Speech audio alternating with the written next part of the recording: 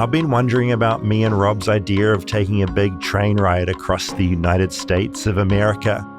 Somehow, that idea's kind of soured. But also, this whole time, Caroline's been talking about freight trains.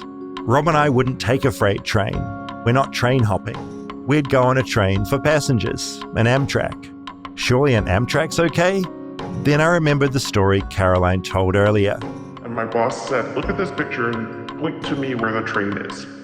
She'd been talking about Amtrak. The case that I told you about that was before my time where the tiniest sliver of silver was showing, that was an Amtrak train.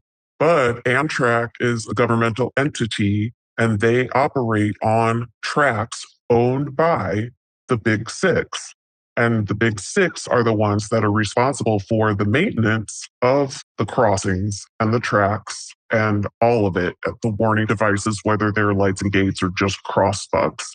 Would you ever take a train in America, like a sightseeing train in Amtrak? Would you ever be able to get on one? Never. Absolutely not.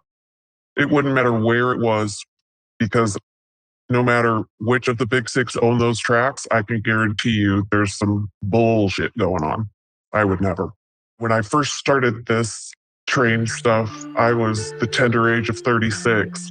And I'm really finding that the toll that these cases take on me takes a lot more out of me as I age in terms of stress levels and grief fatigue and empathy fatigue and that kind of thing. But when we are able to prevail, it's the best feeling in the world. Caroline reckons there's a twofold way the railroads could prevent so many deaths and injuries.